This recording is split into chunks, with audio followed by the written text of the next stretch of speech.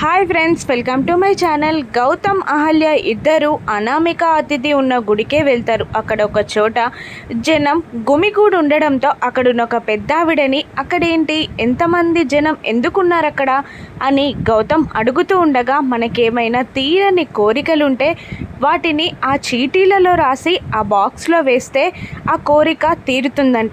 అవి సరాసరిగా అయోధ్య రామయ్య సన్నిధానానికి చేరుతాయంట అని ఆ పెద్దావిడ చెప్పగానే ఈ నలుగురు కూడా కోరికలు రాయడానికి అక్కడికి వెళ్తారు. ముందుగా అతిథి ఒక పేపర్లో తన కోరికని రాస్తూ ఉంటుంది. గౌతమ్ జీవితం నుండి అహల్య శాశ్వతంగా వెళ్ళిపోవాలి అని అతిథి రాసి బాక్స్లో వేస్తే, మరొక పేపర్లో గౌతమ్ ఇలా రాస్తూ ఉంటాడు. అహల్య కడుపులో ఉన్న ఇంద్రా బిడ్డ ఇంటి వారసుడవ్వాలి, అహల్య సంతోషంగా ఉండాలి, అతిథి నన్ను మర్చిపోయి ఆనందంగా ఉండాలి అని గౌతమ్ కూడా తన కోరికని రాసి ఆ బాక్స్లో వేస్తాడు. ఆ తర్వాత గౌతమ్ అహల్య ఇద్దరు దండలతో పాటు ప్రసాదాలు తీసుకొని బయటికి నడుస్తూ ఉంటారు.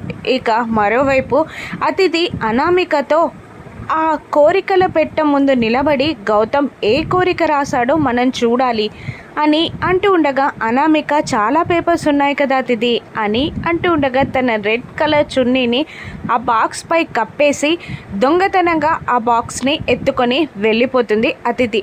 గౌతమ్ కోరిక రాసిన పేపర్ని అతిథి చదువుతుందా, అహల్య కడుపులో పెరుగుతున్న బిడ్డ ఇంద్రా బిడ్డ అని అతిథి తెలుసుకోగలదా? రాను ఎపిసోడ్స్లో చూద్దాం. Thank you for watching.